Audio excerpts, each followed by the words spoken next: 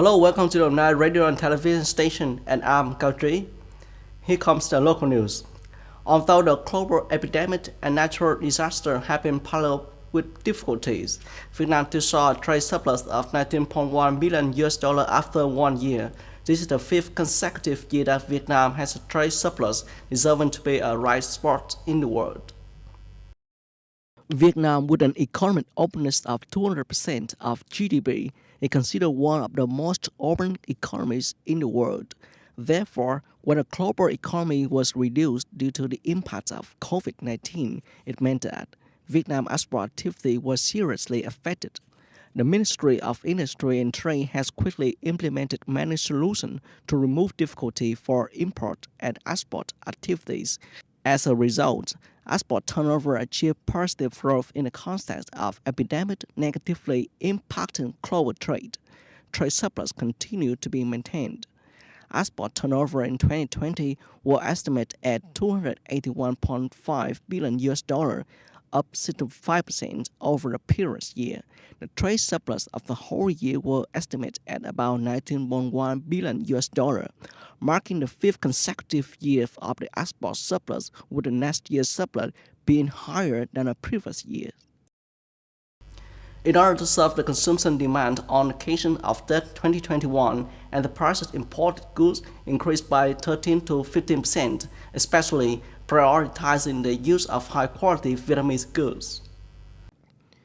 To stimulate consumer demand, traditional markets in Biên Hòa launched small-scale propaganda campaigns, committing to stabilize prices, use high-quality Vietnamese goods, and say no to smuggled goods, fake goods, poor quality goods. Supermarkets also raised the quality of Vietnamese goods with items such as cakes, jams, and candies on display in large quantities.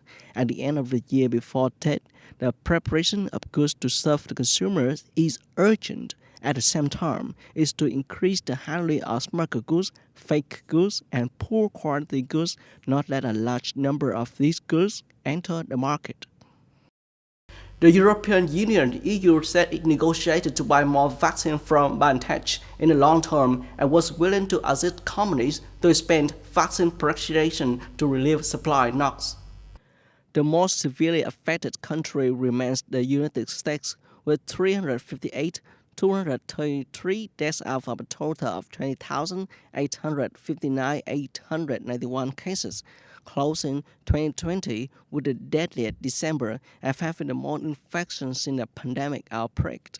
Specifically, more than 70,000 people died and 6.4 million people infected in the last month of 2020.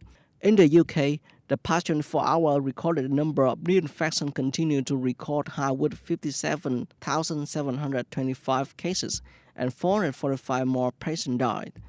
This is the fifth consecutive day the number of new cases in the UK has exceeded 50,000. Meanwhile, in Japan, the Tokyo Metropolitan Government is asking the central government to redeclare a state of emergency as the number of new infections continues to increase rapidly. Thailand also recommends that there should be more stringent restrictions on businesses and the travel of people in 28 provinces, including the capital, Bangkok. The European Union (EU) said it negotiated to buy more vaccine from BioNTech in the long term and was willing to assist companies to expand vaccine production to relieve supply knocks.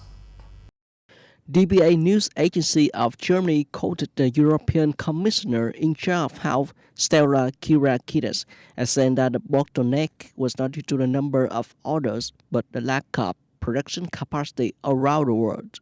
She noted Brussels provided 100 million euros for BioNTech of Germany, which is working with American conglomerate Pfizer to have built production capacity. Ms. Kyriakides also pledged that the situation would improve step by step 1 week after the EU began its vaccination campaigns in member countries. That's all for today. Thanks for watching and goodbye.